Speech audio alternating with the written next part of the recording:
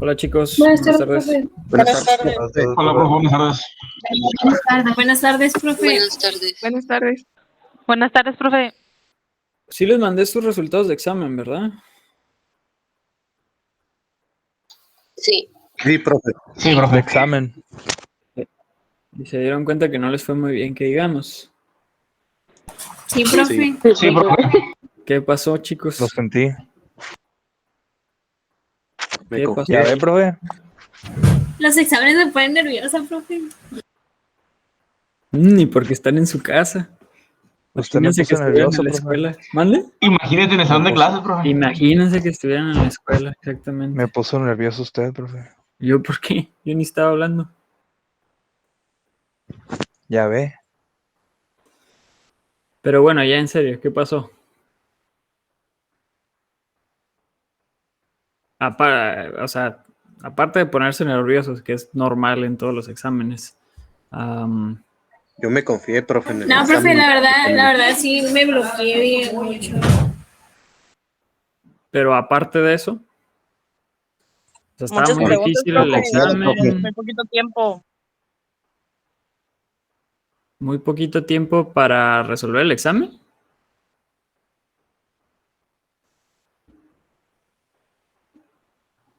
Fueron muchas preguntas y poco tiempo. Pero las preguntas eran relativamente cortas y todo lo que vimos era pues teoría, por eso eran definiciones las únicas que venían. No les voy a poner problemas, ¿no? Más bien varios temas, creo. Las siguientes unidades traen más temas, chicos. Profe, yo digo que el examen estuvo bien, profe. El tiempo, creo que el que estudió bien, sí, en media hora sí se resolvió el examen, yo digo, ¿no? Pero yo creo que sí nos faltó repasar un poquito más en general pues, hablando por todos. Yo creo Es que que, eso fue el primero. bueno, al menos yo por experiencia, yo ya he puesto este examen muchas veces. Y pues en presencial, no sé, a los 20 minutos ya casi tengo vacío el salón, por eso, según yo, no, al menos con respecto al tiempo, no había mucho problema. Si estudiaron, claro está, si estudiaron lo suficiente, creo yo que no debería de haber problema con respecto al tiempo, porque no eran preguntas que se tuvieran que razonar mucho, pues. No eran preguntas de razonamiento, eran simplemente de acordarse, pues. Por eso creo que no es tanto de tiempo el problema. No sé cómo anden con sus otras materias, no sé cuál sea su carga académica este semestre. Supongo que quisieron el examen el martes porque el miércoles tenían otro examen. Profe, Y el Sí, lunes y el pero jueves. al final se cambiaron para el jueves 2 exámenes. Entonces, salió igual. Salió igual. Sí. Bueno, No, pues profe, la verdad, para serle sincera, yo sí me confié mucho dije, no va a ser tan, o sea, no estudié tanto como debía haber estudiado, así que sí me confié, no sé de mis demás compañeros, pero ahí sí fallé yo en ese punto. pues ni hablar, chicos, pues a echarle más ganas a los que siguen, Sí, Profe, ¿va? Para que yo, pues suban esa calificación, porque estaba checando los resultados y son pocos los que pasaron en realidad. O sea, de 22 aciertos para arriba aprobaron, de 21 para abajo no aprobaron. profe, ¿profe, la calificación final la va a dar al final la va a poner en Blackboard? A la calificación final ustedes la pueden calcular, nada más tienen que ser una reglita de 3. Sus aciertos entre 40, que era el total, por 100 y ya. Ok, profe, gracias. Y nada más número de aciertos entre 40 por 100 y esa es su calificación del examen. profe. Pero, mande.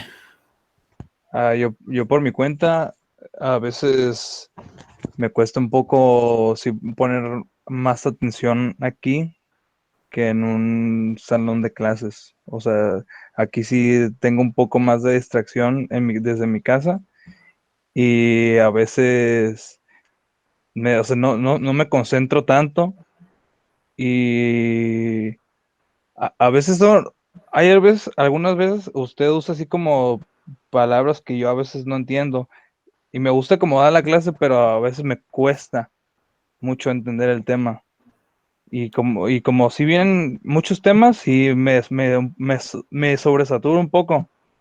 Pero ya cuando leí yo el libro, ya tuvo un poco más de sentido lo que usted dio en la clase. Así que yo digo que, o sea, mi error fue no haber, o sea, yo leyendo yo el libro, ya sí pude entender, y yo digo que estudiando el libro, la verdad sí conviene mucho más, y ya hasta puedo saber los términos que usted usa. Ok, varias observaciones ahí. Yo sé que están en su casa, pues hablen con las personas que viven ahí en su casa y pues pídanles que en la medida que les sea posible, pues que les permitan poner atención en la clase, ¿no? Sé que la situación para todos es diferente. Algunos tienen su computadora, no sé, en la sala o X, ¿no? Va a haber muchas situaciones diferentes. Pero sí, eso ya es cuestión, pues, propia, ¿no? Ustedes, pues, básicamente tienen que encontrar por el momento, aunque sea la forma para poderse concentrar, ¿no? Ustedes tienen que organizarse. No hay de otra. Igual en la escuela de forma presencial también hay distractores. No nada más así a distancia, ¿no? Puede que, no sé, me ha tocado ya llevo 4 años dando clases. Yo sé que ponen a platicar cuando están en clase también y se distraen o se quedan dormidos o X. Entonces, no nada más es a distancia que se pueden estar distrayendo, ya es algo que es más bien situacional, ¿no? Con respecto a los tecnicismos, yo sé que a veces uso muchos tecnicismos o palabrotas, como usted mencionó. Cuando llegue a decir alguna palabra que no entiendan, por favor, ya les había dicho, por favor pregúntenme o díganme, profe, no entendí esto. Pues Cristian y Eric, si mis tecnicismos no les permiten comprender algo, por favor díganmelo. Porque si no, o sea, yo me voy con la finta de que ya vieron eso en algún momento, ya saben qué significa, no me preguntan y pues ahí lo dejo, ¿no? Entonces, por favor, cualquier palabra que yo llegue a decir que ustedes no entiendan, pues tienen 2 opciones, ¿no? Lo pueden investigar después de la clase o me pueden preguntar durante la clase, que sería lo ideal. Pero bueno, chicos, tenemos que seguir con la clase, así que continuamos. Déjenme les presento pantalla.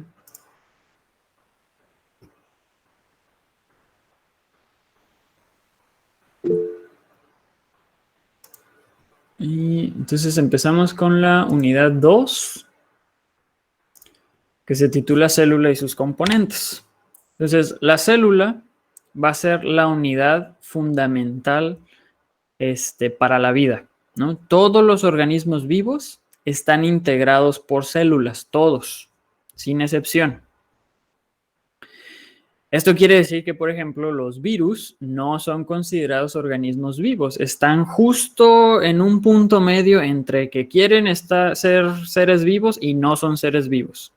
¿Por qué? Porque la definición para ser considerado un ser vivo es que el organismo debe de poderse multiplicar y generar herencia. Entonces los virus hacen eso. Se multiplican y generan descendencia. Pero hay otro punto muy importante con el que deben de cumplir los organismos vivos. Deben de tener un metabolismo propio. Los virus no tienen metabolismo propio. Utilizan el metabolismo del hospedero para replicarse. Por lo tanto, no son considerados seres vivos por esa misma razón. ¿De acuerdo? Entonces, las células van a ser la colección más simple de materia viva. Los virus no cuentan. Entonces, todas las células van a estar relacionadas con su descendencia de células previas. ¿Por qué? Porque, pues como les dije en la definición, las células deben de poderse pues replicar y generar una descendencia, y toda la descendencia va a estar relacionada genéticamente. ¿De acuerdo? Y bueno, nosotros para estudiar a las células no podemos utilizar únicamente nuestros ojos, aunque existen algunas células que podemos ver a simple vista, que son macroscópicas, les decimos. Algunos ejemplos de ellos serían, por ejemplo, un huevo de gallina. Un huevo de gallina es una sola célula.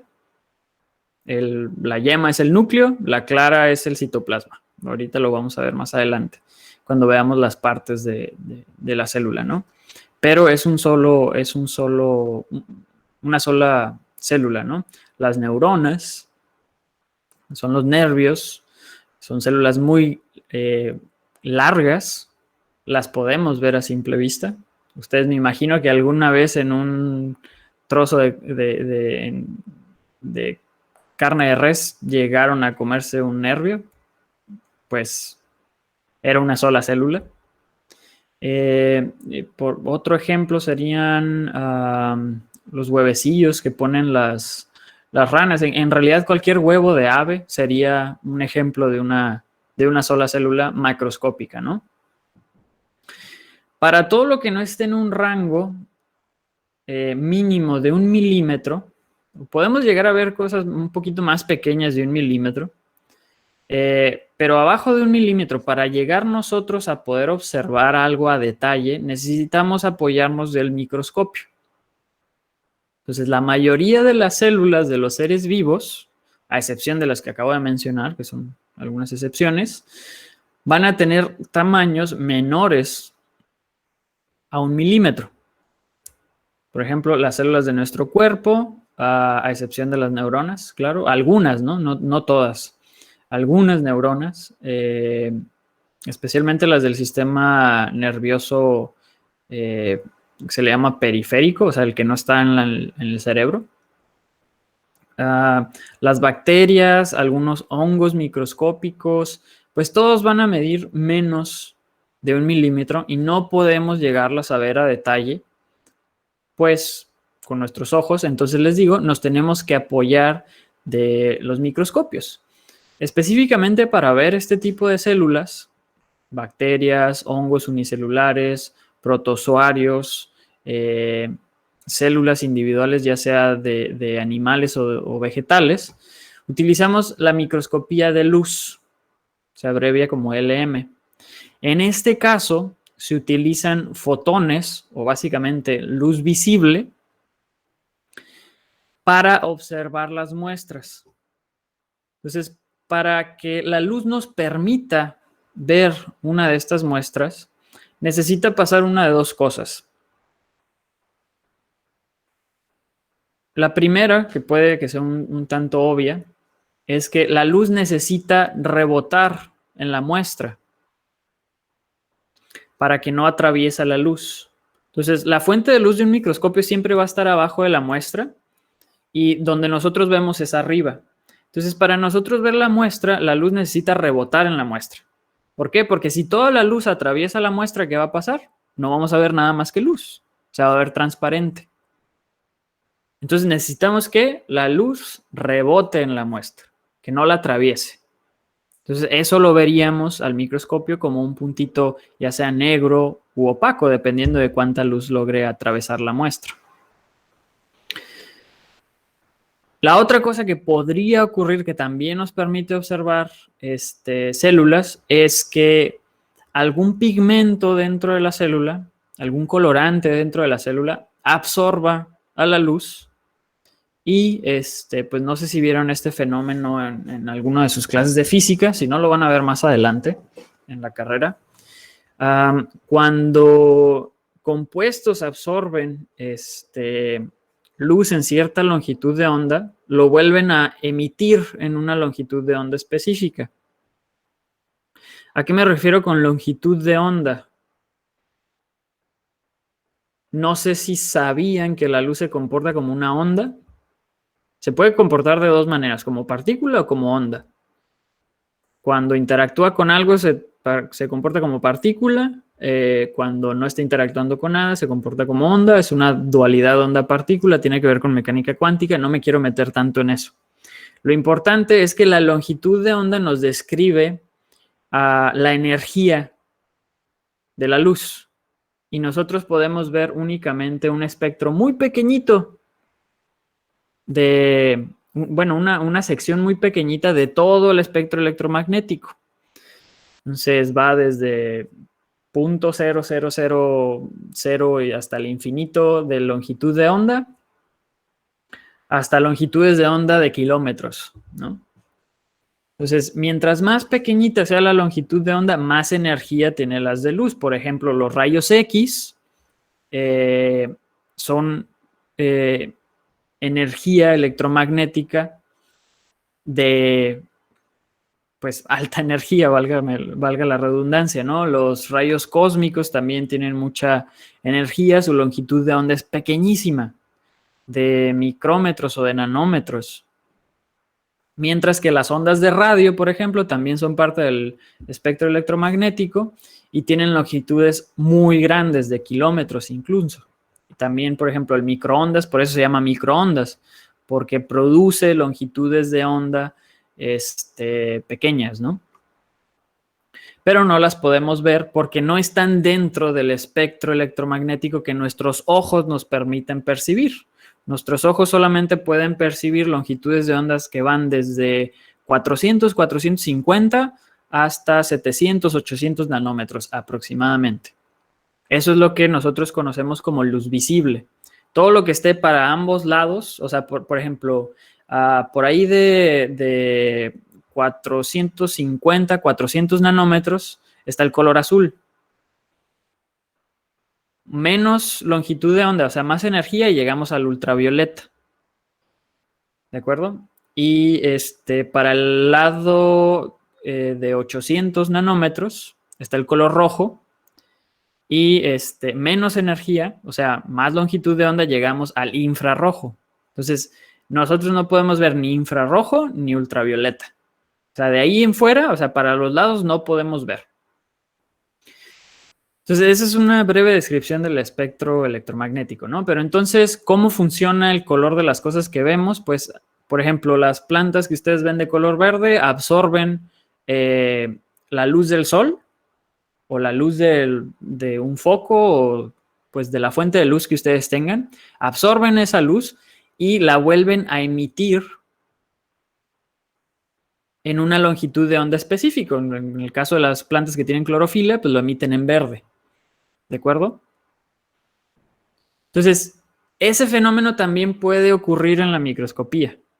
Puede que la muestra, o sea, si ustedes están observando, por ejemplo, una muestra de planta al microscopio, una muestra vegetal, la muestra vegetal va a absorber la luz del microscopio y la va a volver a emitir en color verde. Y por eso la vemos en color verde. ¿Más o menos, chicos? Sí, profe. ¿Sí? Sí, profe. Sí. Ok. Sí, profe. Sí, Entonces, profe. esta también es la gran limitante de la microscopía de luz. Y en realidad la limitante no es el microscopio como tal, la limitante son nuestros ojos, que tenemos un rango limitado que podemos observar del espectro electromagnético. Entonces, esto no nos permite ver muestras o células o compartimentos o simplemente cosas que sean menores a 1 micrómetro al microscopio de luz. Esto tiene que ver también con la longitud de onda. Mientras más pequeña es la longitud de onda, más probabilidades tiene de rebotar en la muestra. Mientras más grande sea la longitud de onda, menos probabilidades tiene de rebotar en la muestra. Entonces, para ver cosas muy pequeñitas, necesitaríamos longitudes de onda de mayor energía, o sea, más pequeñitas también. Desafortunadamente, pues nuestros ojos no podrían ver esas longitudes de onda y aunque lograran rebotar en la muestra, nosotros no las podríamos ver y esas longitudes de onda de mayor energía, de hecho, nos dañarían a nosotros, nos dañarían los ojos. Nosotros no podemos observar, bueno, sí podemos, pero no debemos de estar, por ejemplo, en presencia de luz ultravioleta en grandes cantidades. ¿Por qué? Porque es cancerígena. daña el DNA de nuestras células. Tampoco podemos estar en presencias de altas concentraciones de rayos X, por ejemplo, ¿no? Por eso cuando van a hacerse una tomografía de rayos X, pues el que está tomando la foto, pues trae protección, ¿no? Utilizan plomo para que no atraviesen los rayos X. Entonces, ese es uno de los limitantes. Con el ojo humano podemos ver hasta los 100 micrómetros aproximadamente, con el microscopio hasta el micrómetro, incluso menos. Y fuera de eso necesitamos apoyarnos de herramientas especializadas. En este caso, el microscopio electrónico o microscopía electrónica, que vamos a ver más adelante. Entonces, les decía que el microscopio de luz, pues únicamente nos permite aumentar la imagen de una muestra hasta 1000 veces el tamaño original. Ese es el límite. No podemos observar al microscopio más de 1000 veces aumentada la imagen. ¿Por qué? Porque empieza a disminuir drásticamente la resolución y el contraste, ¿no? ¿Qué es la resolución? Pues es la medición de la claridad de la imagen. Entonces, a más de 1000 veces el tamaño original, la resolución empieza a bajar muchísimo. Y el contraste también, dejamos de poder diferenciar partes visibles de una muestra que están cercanas, las vemos como un solo punto, cuando en realidad podrían ser varios, ¿no? Entonces, esas son las grandes limitantes. Dentro de la microscopía de luz se utilizan varias técnicas para favorecer el contraste y permitir que los componentes celulares se tiñan o sean etiquetados. Por ejemplo, así como, no sé si alcance a verse bien, pero así es como se vería, por ejemplo, una célula de epitelio, o sea, de piel dentro de sus mejillas. Así se vería el microscopio, si la ponemos simplemente al microscopio. O sea, alcanzamos a ver que hay por acá una membrana, alcanzamos a ver por ahí un pequeñísimo núcleo y un montón de puntitos. Pero pues no hay mucha información en realidad, ¿no? Esa misma muestra nosotros la podríamos teñir con colorantes y al teñirla con colorantes se observaría como se observa aquí. Aquí se tiñó con un colorante que se llama azul de metileno. Y existen diversas técnicas que nos permiten teñir a las muestras para poderlas observar a mayor detalle al microscopio. Por ejemplo, esta es una imagen de microscopía de fluorescencia, ¿no? Aquí se utilizan moléculas fluorescentes para teñir compartimentos celulares específicos. Entonces, más o menos así se ve una muestra al microscopio de fluorescencia. Se puede ver a mayor detalle, por ejemplo, el núcleo. Lo que se ve en rojo es el citoesqueleto, que lo vamos a ver más adelante también, y lo que se ve en verde es la membrana. Entonces, vemos a mayor detalle los compartimentos subcelulares. Desafortunadamente, pues muchos de los organelos de las células, por ejemplo, las mitocondrias o, por ejemplo, las vesículas, son muy pequeñas para poderlas ver al microscopio óptico, ¿de acuerdo? Entonces, esas mismas limitantes llevaron a la creación de la microscopía electrónica. En el caso de la microscopía electrónica existen dos tipos, aquí, perdón, me equivoqué, ¿no? Serían dos tipos de microscopía electrónica. La primera que vamos a estar analizando es la microscopía electrónica de barrido. En este caso, en vez de utilizar fotones, se utiliza un haz de electrones. O sea, para ver la muestra se utilizan electrones. Nada más que aquí el microscopio no es como los microscopios convencionales que ustedes conocen. Es todo un equipo enorme que está conectado a una computadora y la imagen, la imagen de la muestra la vemos en una computadora. No la podemos ver directamente nosotros porque nuestros ojos no pueden ver electrones. Entonces, el principio de esta técnica es relativamente sencillo. Básicamente, un haz de electrones se dispara hacia la superficie de una muestra que se quiere observar. Los electrones rebotan en la superficie de la muestra y son captados por un detector. El detector envía la información a una computadora y la computadora arma la imagen generada por pues el rebote de los electrones en la superficie. Como los electrones rebotaron en la superficie de la muestra, lo que nosotros llegamos a observar al microscopio electrónico son imágenes que parecen ser 3D. Y se ven muy bonitas las imágenes de microscopía electrónica de barrido.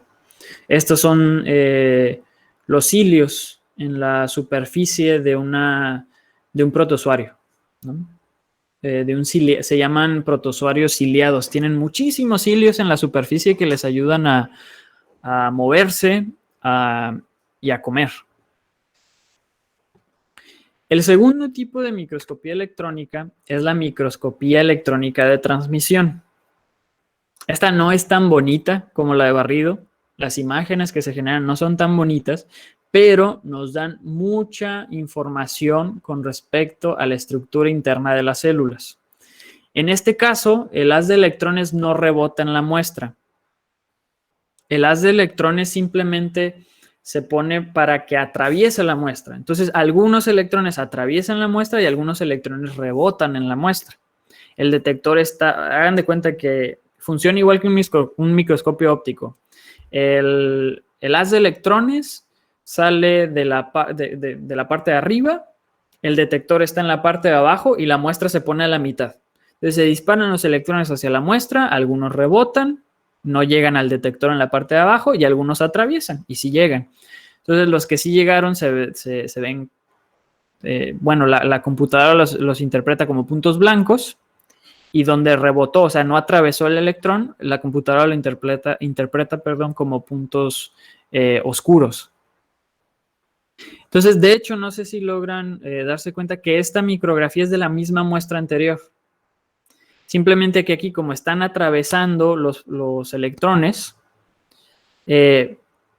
pues básicamente lo que vemos es una muestra, una imagen en 2D. Estos son cortes longitudinales, de los cilios que estábamos viendo acá. Estos son los cilios. Y estos son cortes transversales de los mismos cilios. O sea, así se ven los cilios por adentro, así se ven los cilios por afuera, básicamente, ¿no? La microscopía de barrido nos da información de la parte externa. La microscopía de transmisión nos da información de la parte interna. Importante para que sepan ustedes diferenciarlos, la de transmisión es 2D, la de barrido es 3D. ¿De acuerdo? Entonces es importante que lo recuerden porque vamos a estar viendo varias imágenes de micrografías electrónicas y les voy a estar preguntando de qué tipo son. Creo que preguntaron algo ahí en el chat. ¿Me podrían decir qué preguntaron? No, yo levanté la mano, profe. Le quería preguntar. ¿Va a venir en el examen de la segunda unidad esto también? ¿De 2D y 3D? Es que no les puedo decir que va a venir en el examen. O sea, si lo estamos viendo en clase es porque va a venir, pero que si se los voy a preguntar en el examen, pues no sé, no he hecho el examen para empezar. Ok, no, sí, esa era mi pregunta. O sea, todos los temas que veamos en clase pueden venir en el examen. Que si van a venir o no van a venir, no sé. Depende de si lo pongo en el examen o no. Probablemente sí. Si lo estamos viendo es que probablemente va a venir, ¿no? Profe, pero bueno, dígame. ¿Cómo se hace conductora de energía esa muestra que vamos a observar en el microscopio electrónico? Esta se recubre con metales densos. Se pueden recubrir con oro, con plata o con plomo. Me parece, o sea, que prácticamente es como lo común. Un baño. Sí, al menos en la de barrido, sí. Se recubre para que los electrones reboten en los átomos densos que van a estar recubriendo la muestra.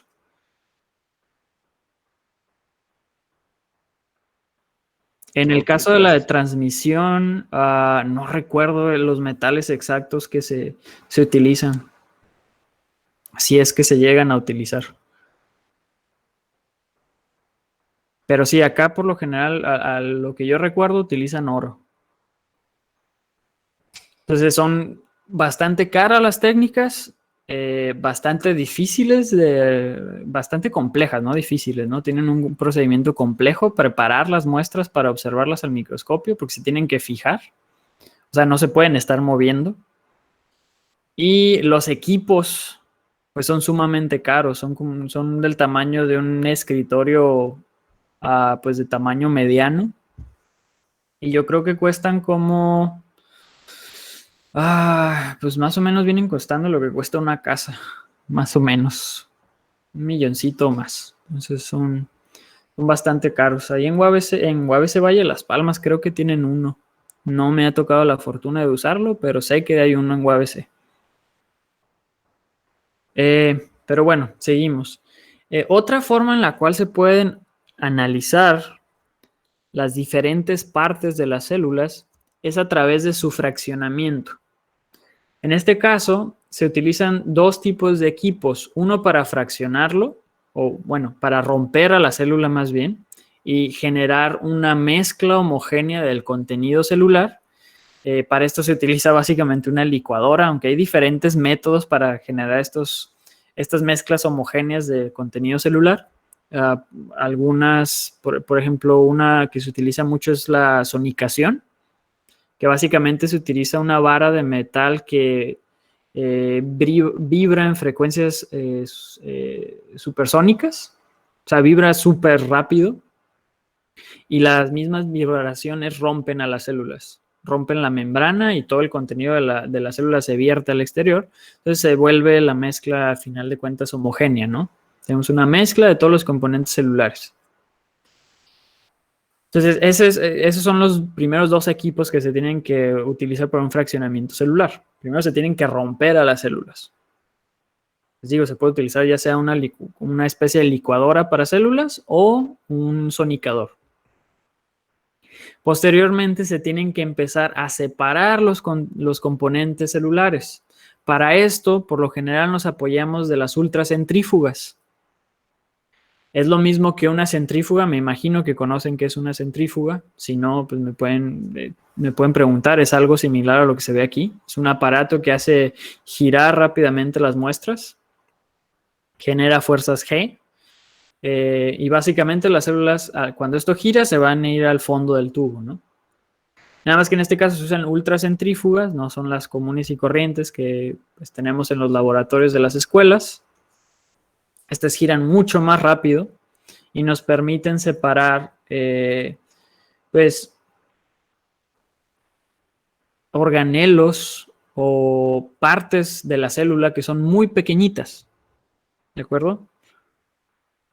Entonces, si por ejemplo nosotros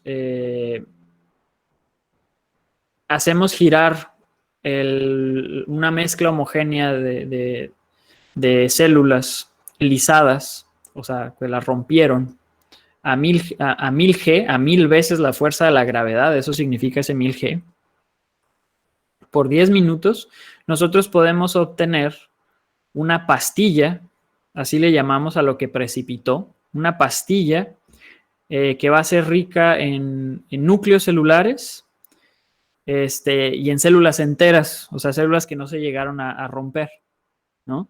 Primero se va a separar entonces lo que es más pesado. ¿De acuerdo? Si aumentamos ahora 20 veces la fuerza de la gravedad, o sea, a 20.000 G, bueno, 20 veces la fuerza original, ¿no? A 20.000 G por 20 minutos nosotros podemos separar ahora las mitocondrias que están dentro de las células y obtenemos una pastilla rica en mitocondrias y nosotros podemos observar esas mitocondrias al microscopio, aunque son bastante pequeñitas, podríamos batallar para observarlas, pero las podemos observar.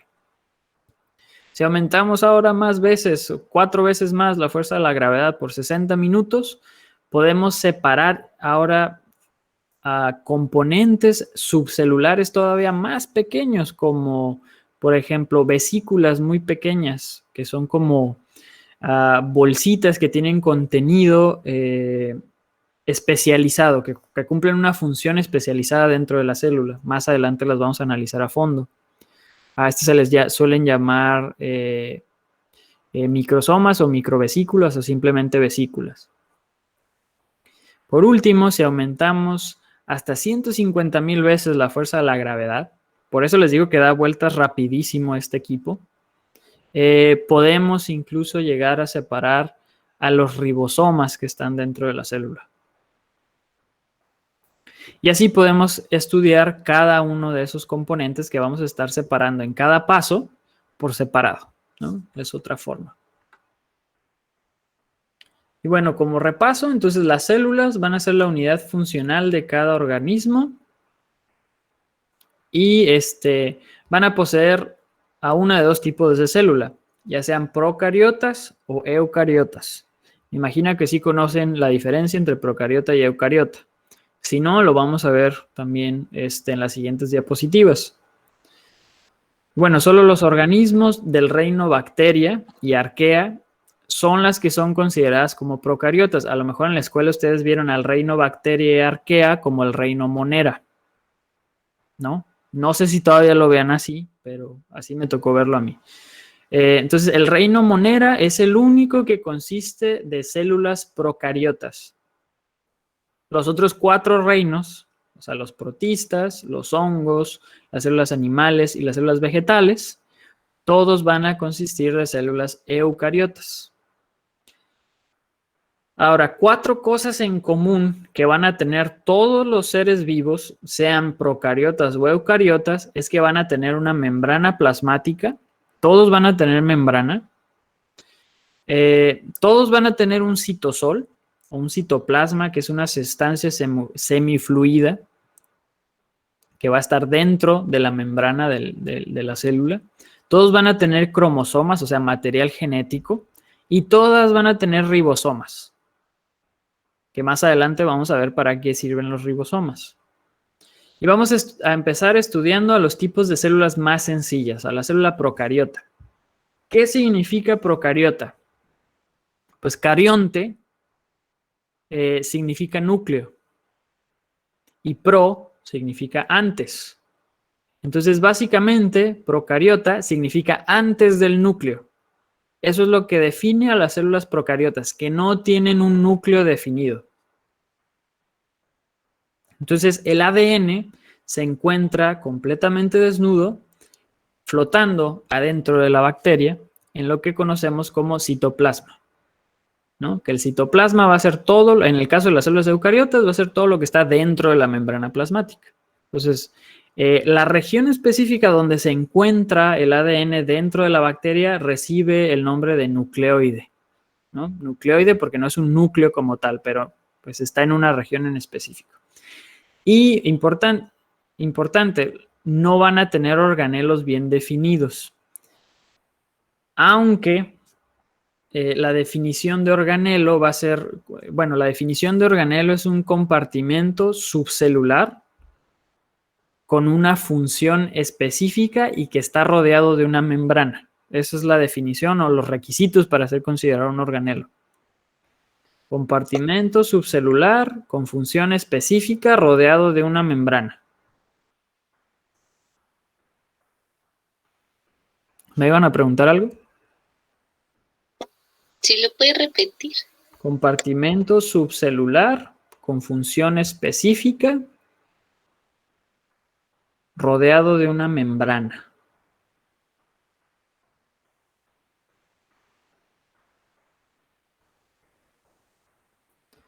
Entonces, aunque no tiene organelos bien definidos, la bacteria o las procariotas, sí se suele considerar que tienen pseudoorganelos. ¿Qué es un pseudoorganelo? Va a ser un casi organelo.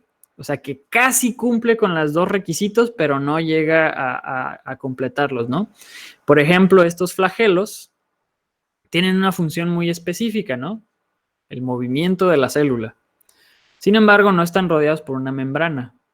Por lo tal, no podrían ser definidos como organelos, pero sí podríamos definirlos como pseudoorganelos. Igual más adelante vamos a ver que hay unas características especiales con respecto a cómo se organiza la membrana de la bacteria o lo que rodea al citosol, y veremos que hay un compartimento por ahí que se llama periplasma, que está entre la membrana celular, que está aquí, que también se le llama membrana plasmática o membrana interna, y hay una membrana externa que recibe el nombre de pared celular. Entonces, y esa pared celular también, bueno, algunas bacterias la tienen de lípidos. No todas, ¿no? Por ejemplo, las gram positivas, la pared celular está formada únicamente de proteínas y carbohidratos. Pero en el caso de las gram negativas, que también vamos a revisar esos términos más adelante, en el caso de las gram negativas sí tienen una membrana externa. Esa membrana externa constituye la pared celular. Entonces, llamamos periplasma a todo lo que se encuentra en esas gram negativas entre la membrana externa y la membrana interna. Ese periplasma tiene funciones específicas, como exportar proteínas al medio exterior, deshacerse de desechos celulares, permitir que entren nutrientes. También cumple una función muy importante en el plegamiento de ciertas proteínas. Entonces, como está rodeado de una membrana y tiene funciones específicas, ese periplasma también podría ser considerado un organelo, pero suelen referirse a ellos como pseudoorganelos. Ahora, ¿qué tipo de micrografía es esta?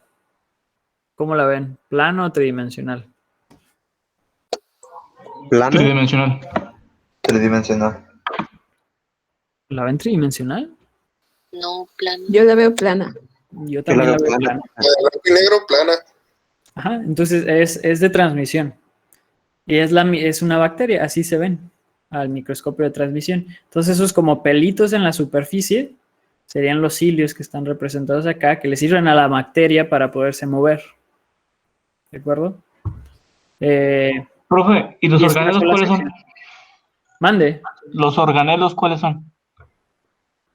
Pues quedamos que no tenía organelos. Ok. Tiene pseudoorganelos, que serían los cilios, tienen función específica, pero no tienen membrana. Los ribosomas, que no se alcanzan a ver, también podrían ser considerados pseudoorganelos. El nucleoide, los flagelos, los cilios, el periplasma, todo eso podría ser considerado un pseudoorganelo, pero no tiene organelos definidos. ¿Ok?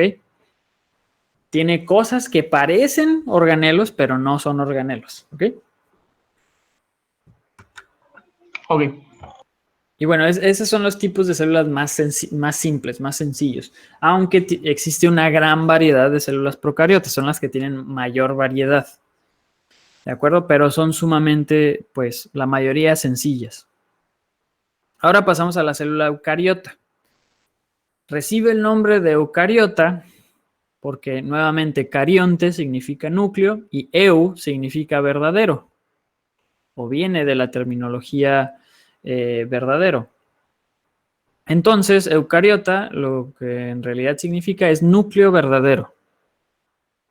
Entonces, lo que las caracteriza es que el ADN de las células o los cromosomas de las células van a estar dentro de un núcleo y ese núcleo va a estar rodeado por una membrana. Entonces, a ese núcleo lo podemos considerar ahora sí un organelo. ¿Por qué? Porque tiene una función definida y tiene una membrana. Su función es mantener el DNA dentro,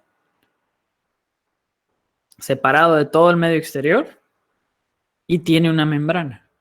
¿De acuerdo? Entonces, el núcleo de las eucariotas es un organelo. Y va a tener muchos organelos, o varios, no muchos, tiene bastantes, dependiendo del tipo de célula también. Van a tener muchos organelos que van a estar envueltos por membranas. Vamos a estar analizando cada uno de ellos, o bueno, al menos los más importantes. Y también van a tener un citoplasma, igual que las procariotas, Pero en el caso de las eucariotas definimos al citoplasma como todo lo que se encuentra entre la membrana del núcleo y la membrana plasmática. A eso definimos como citoplasma. En el caso de las bacterias es todo lo que está dentro de la membrana. En el caso de las eucariotas es lo que está entre la membrana del núcleo y la membrana plasmática o la membrana, también le podrían llamar membrana citoplasmática. Entonces, algunas características de las células eucariotas es que por lo general son más grandes que las procariotas, aunque para todo hay su excepción aquí en biología. No conozco ejemplos específicos de procariotas que sean más grandes que eucariotas, pero debe de haber. Si hacen una búsqueda por ahí en Wikipedia, seguramente encontrarán unas cuantas.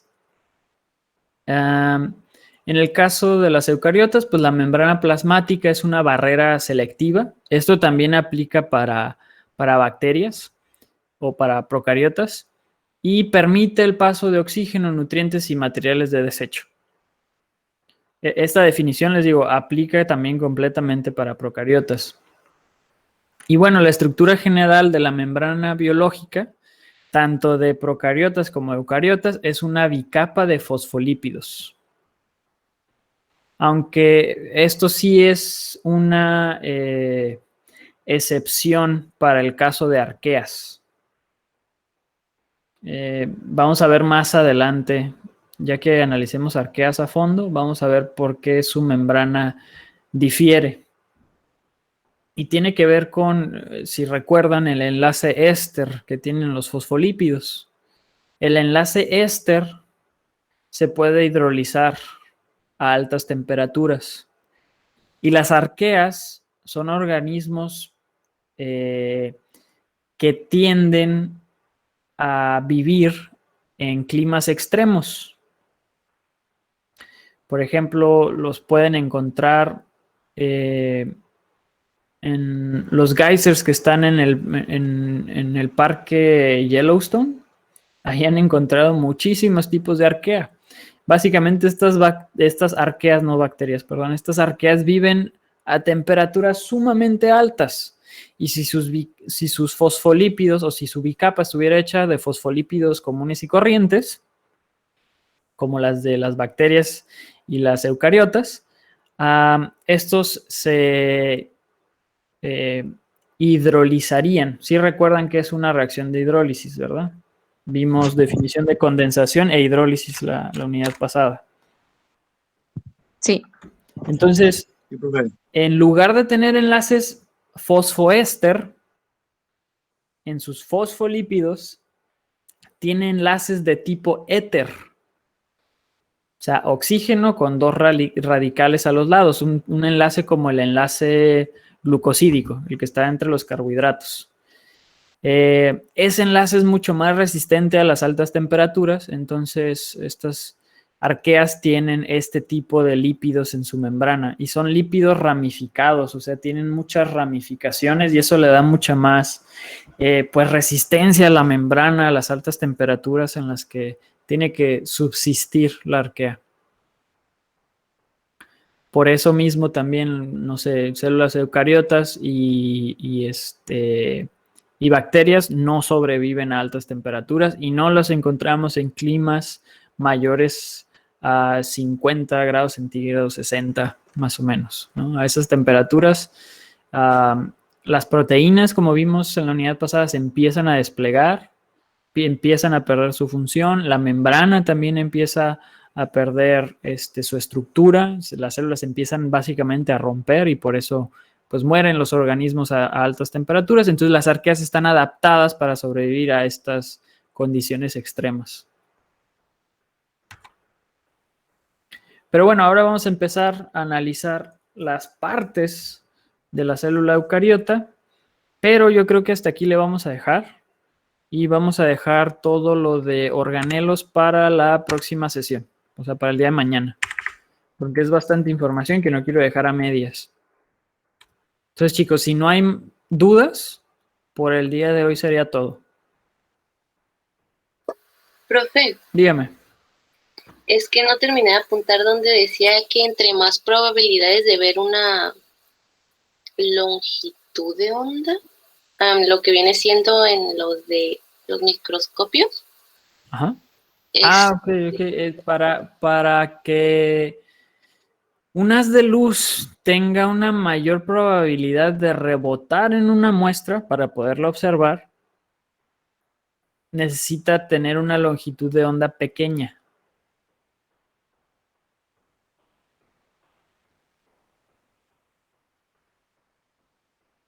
O bueno, para ver algo pequeño, porque también depende de las densidades y por eso algunas cosas en los rayos X no se ven, pero es que es un tema de física bastante complicado. Entonces, básicamente aquí lo que nos importa en microscopía es que para ver algo que está muy chiquito, necesitamos una longitud de onda muy chiquita también. Ok, gracias. Para ver cosas pues del tamaño de las cosas que vemos de manera cotidiana, pues la luz del espectro electromagnético que logramos ver es más que suficiente, ¿no? Pero para ver cosas muy pequeñitas necesitamos longitudes de onda también muy pequeñitas. ¿Para qué? Para aumentar la probabilidad de que el haz de luz incida en la muestra o rebota en la muestra, ¿no? Pero bueno, ¿alguna otra duda, chicos? Profe, ¿va a subir la presentación completa? Sí. Profe, no es referente a la clase, es sobre el día de mañana. Ajá, ¿qué pasó? Bueno, han publicado de que va a haber paro nacional por el 9 de marzo, bueno, 8 de marzo. No sé si hay algún problema o tengamos que estar aquí en la clase, las mujeres. Pues mientras UABC no diga nada,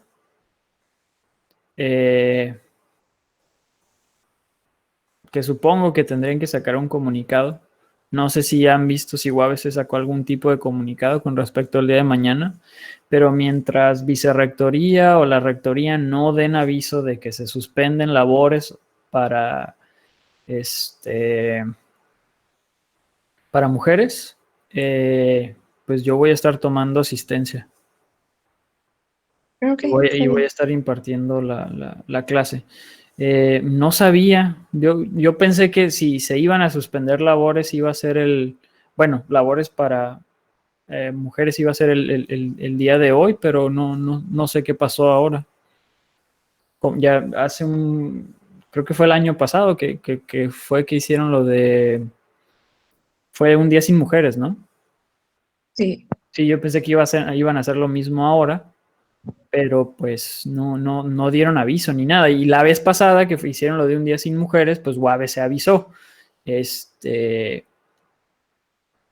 No pueden tomar la lista a las mujeres y los hombres tenemos que ir a continuar con nuestras labores. Entonces, pues mientras no haya un comunicado oficial o un aviso oficial, desafortunadamente, pues les tengo que tomar asistencia. Ok, está bien. Gracias. ¿Sí? De nada. Sí. ¿Alguna otra duda, chicos?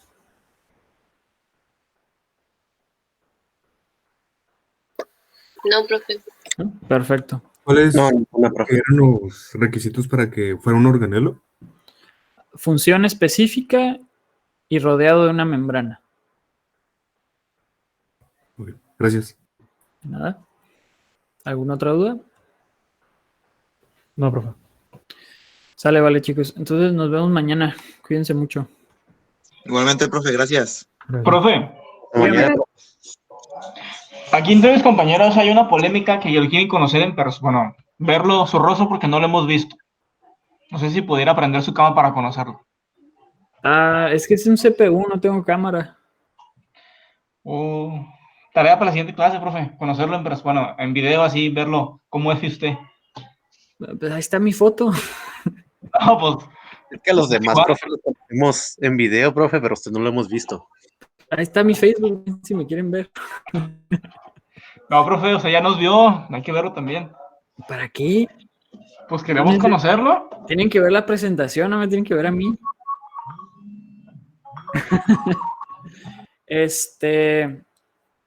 Pero sí, no creo, porque les digo, no tengo cámara. Al menos en el CPU no tengo cámara. Entonces. Luego me pongo más nervioso, profe. Si me pongo con la foto, me quedé en video. No, bueno, chicos.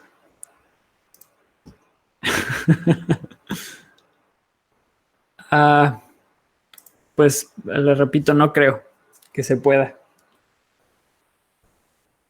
Sí se puede. Pues de que se puede, pero tengo que ir a comprar una cámara. No, también con el celular, profe. Pues sí, también se podría con el celular, pero pues ¿para qué o qué? Tenemos curiosidad, profe. Tienen que tener curiosidad por la biología, no por cómo se ve su profe. No, también por la biología. Pero bueno, chicos, yo me retiro. Si llegan a tener cualquier duda, pues me la pueden mandar por correo y con mucho gusto atiendo cualquier duda. Profe, ¿va a subir ahora la presentación? Sí, ahorita la subo. Ok, gracias. Sale, chicos, hasta luego. Bye, profe, gracias. Profe, que vaya bien, profe. Cuídese. Ay, profe, gracias, que tenga bonita noche. Gracias, profe. Está guapo.